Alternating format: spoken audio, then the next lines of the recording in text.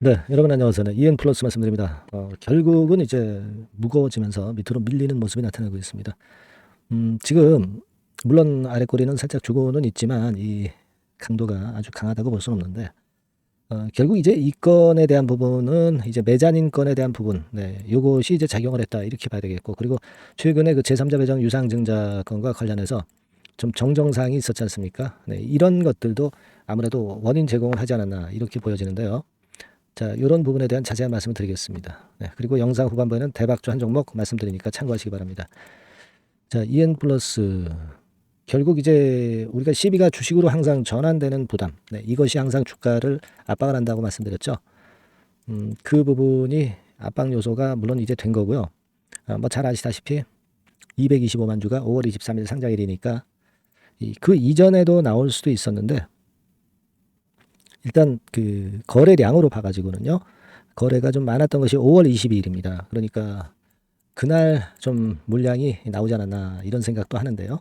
네, 이게 뭐 물량이 그 물량이 다 해소가 됐느냐? 네, 그건 아직은 모르겠습니다만은 날짜가 그래도 며칠 지났기 때문에 소화는 그래도 좀 됐다고 볼 수 있어요. 그러면 CB가 주식으로 전환된 물량에 대한 부담은 좀 해소했다 그렇게 생각할 수도 있는데, 자, 근데 여러분 이제 잘 아실 거예요. 이 유상증자 관련해서 정정사항이 나왔습니다. 제3자 배정 유상증자인데 226만 주를 발행하는 거였는데 400만 주로 거의 더블 가까이 늘었어요.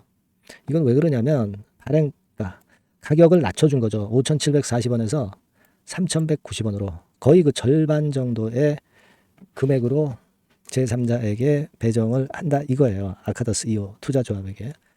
근데 이제 주가가 이렇게 높아가지고서는 제3자들이 돈을 집어넣겠습니까? 안 집어넣는다 이거죠. 주가 시세 자체도 내려왔으니까. 그러니까 이걸 다운시켰다 이거예요. 그러면 납입을 할 확률이 좀 있기는 할 수 있습니다. 그런데 뭐 이 발행가하고 지금 주가하고 같으니까 주가가 더 내려버리면 또 그때 가서 또 정정하거나 그럴 수도 있고요. 이게 아직 확정된 거는 아닌 것 같습니다. 납입일은 여하튼 7월 25일인데 이때 납입 여부를 좀 잘 봐야 되겠어요.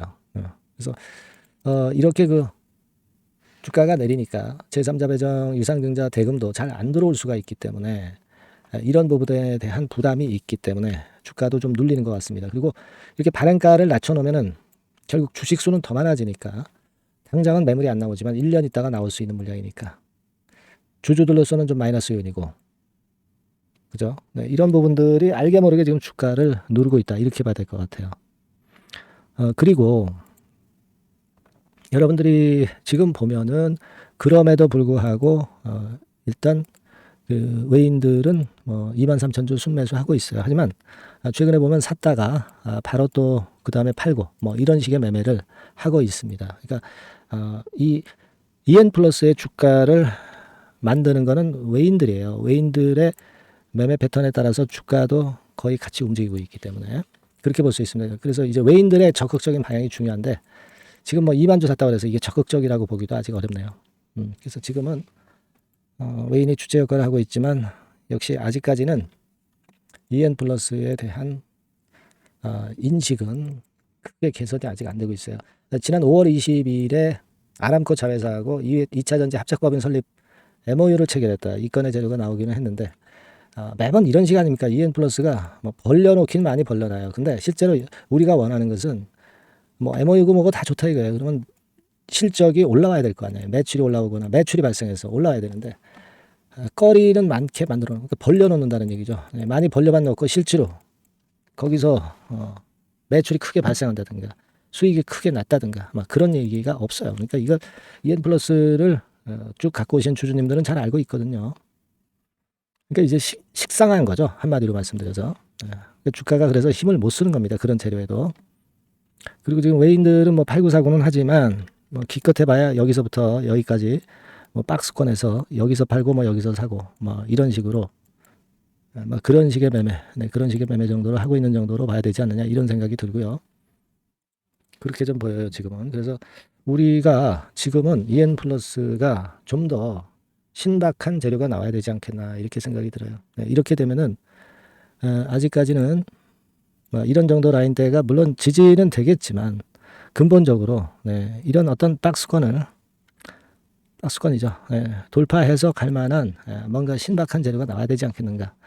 이렇게 보여집니다. 수급 측면에서도 그렇고요.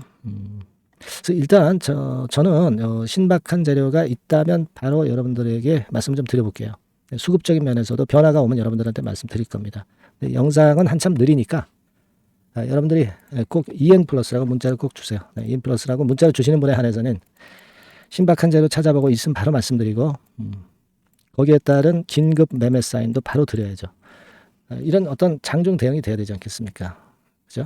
지금은 요 부분에 대해서 제가 최선을 한번 다해볼 테니까 문자를 꼭 주세요. 그래서 EN 플러스가 변동성이 끝날 때까지는 제가 업데이트 계속 할 겁니다. 아시겠죠? 좀 EN 플러스가 힘은 좀 내야 될 것 같아요. 하지만 이런 재료는 갑자기 나오니까요. 문자를 꼭 주시면 제가 최선을 다해보겠습니다. 그렇게 말씀드릴게요. 자, 그리고 제가 대박주 말씀드린다고 그랬죠? 지금 말씀드릴 테니까 말씀 잘 듣고 대박 나는 매매 꼭 하시기 바랍니다. 지금 말씀드릴게요. 네, 여러분 이번에 대박주는 새롭게 이제 드리는데요. 6월 달을 겨냥을 한 거다. 일단 그렇게 보시면 될 것 같습니다. 6월 달을 겨냥을 한다면은 몇 월에 매수하시는 게 최적기가 될 것 같아요, 여러분. 5월 달이죠. 5월 달. 5월 달입니다. 5월 달에 공략 최적기 종목을 제가 한번 선택을 해봤는데요. 여러 가지 그 섹터들이 많습니다만은 최근 시장 흐름 봐가지고서는 제약바이오 섹터가 그래도 제가 볼 때는 시세를 낼 개연성이 좀 있고 여기서 제가 말씀드리는 6월에 잭팟급 큰 재료가 나오는 그런 이슈의 대장주입니다, 여러분. 대장주. 주변주가 아니죠. 항상 여러분들 대박주 잡을 때는 대장주 잡아야지 뭐 가격이 싸다고 그리고 저가권이라고 그래서 대장주 아닌 거 잡아가지고는 재미가 없어요. 그건 만고의 진리입니다. 이 주식시장에서 해당 이슈의 대장주를 제가 잡아봤고요. 가격대는 15,000원에서 4만원 선 정도, 그 정도 범위에 있습니다. 그리고 외인 기관이 매집하고 있기 때문에 개인이 주체가 아니고 외인 기관이 매집하고 있기 때문에 역시 그 멀리 가고 큰 시세를 우리가 기대할 수 있다. 저는 그렇게 봅니다. 그리고 목표는 더블 가격이나 3더블 정도, 요 정도로 목표 가격대를 생각하시면 될 것 같고요. 참고적으로 제가 주봉 차트를 한번 보여드리면 이렇게 생겼습니다. 그러니까 지금 여러분 이제 보시다시피 바닥권에서 한 3 바닥을 딱 찍고 막 이 고점을 뚫기 직전이죠. 뚫은 다음에 사도 되지만 그때는 이미 늦어버려요. 그죠? 이런 가격선에서의 포인트는 상당히 좋다. 저는 그렇게 보고 있고요. 주봉 차트 잠깐 보여드렸고 이 종목은 한 4가지 정도의 치료제 계통의 모멘텀이 아주 큰 종목입니다. 그래서 요거 먼저 이제 요건과 관련한 치료제 건과 관련해서 보면 전 세계적으로 한 630만 명 이 병에 걸린 사람을 말하는 겁니다. 국내에서는 10만 명 정도. 아직까지는 국내가 작기 때문에 이것이 커질 수 있는 확률은 굉장히 큽니다. 커질 수 있는 확률은 굉장히 커요. 요것과 관련해서 이 병과 관련해서 임상 이상을 확보를 한 상태입니다. 임상 이상이죠. 그래서 요거는요 사실 그 알츠하이머 병이라고 있죠. 요것에 이어서 두 번째로 흔한 퇴행성 신경질환입니다. 50세 미만에서는 거의 발병하지는 않아요. 그 유병률은 연령과 직접적인 상관관계가 있습니다. 노령 인구 비율이 지금 엄청나게 증가하고 있는 현 시점에서 2017년 이 치료제 시장이요 42억 달러에서 2022년도에는 57억 달러로 무려 15억 정도 달러로 말씀드리는 거예요. 이렇게 증가할 정도입니다. 이 건과 관련한 치료제를 갖고 있는 것이 지금 임상 이상에 돌입해 있는 것이 바로 이 종목이다. 이렇게 보시면 되겠고요. 그리고 두 번째 요 건과 관련한 치료제입니다. 사실 이 질환은 전 세계적으로 한 4억 2,500만 명이 걸려 있는 상태. 그리고 국내로 따지면 250만 명이에요. 대충 이제 짐작은 가시겠지만 환자 수는 점점 엄청나게 늘어나는 추세로 가고 환자 수 자체가 상당히 많다는 거. 그렇기 때문에 이 치료제 시장에서 모멘텀이 있는 종목이라고 한다면 상당히 강점이 있을 수가 있는 그런 부분이에요. 그래서 이 독점권을 주사침 관련해서 갖고 있어요. 독점이라고 하면은 상당한 메리트가 있는 것으로 여러분들 보셔야 됩니다. 독점권, 독과점도 아니고 독점권이에요. 여러분, 이 부분이 모멘텀이 상당히 강하다. 이걸 좀 말씀을 드리고 싶고 특허가 있는데 이게 2028년까지 특허로 보호받게 됩니다, 여러분. 이럴 정도로 이 시장권과 관련해서는 상당히 모멘텀이 있어요. 근데 여기서 주목할 것은 지금 현재 그 말씀을 드린 요거 있죠. 이 질환에서요. 여러분 여기 나와 있듯이 라이센스 아웃을 지금 현재 논의 중인 상태인데 잭팟급 이 재료가 상반기에 터질 가능성이 상당히 많고 6월 달에 그 재료와 함께 6월 달에 또 큰 이벤트가 또 하나 있어요. 이 두 가지가 강력한 모멘텀이 되는 겁니다, 여러분. 물론 큰 거는 이거죠. 네, 이 건의 치료제와 관련해서 라이센스 아웃 건이 크다고 봐야 되겠고, 두 번째로 또 중요한 것은 이벤트가 큰 게 하나 있어요. 글로벌 이벤트가 하나 있습니다. 이 재료도 아마 5월 달이나 6월 달, 늦어도 6월 달에는 이제 나오는 재료인데 5월 달에 벌써 그것이 모멘텀으로 작용하기 시작할 가능성이 많습니다. 아시겠죠? 그래서 그 부분이 모멘텀이 있다, 이렇게 생각이 들고요. 그리고 지금 현재 그 실사 중으로 있기 때문에 품목 허가가 임박한 상태입니다. 아시겠죠? 네, 그래서 요 종목은 여러분들이 한번 이번에 전략적으로 좀 비중을 실어서 확실하게 좀 해보시는 게 좋을 것 같습니다. 네, 요거 물론 제가 매수 타점과 매도 타점, 중간 AS 바로 나갈 거고요.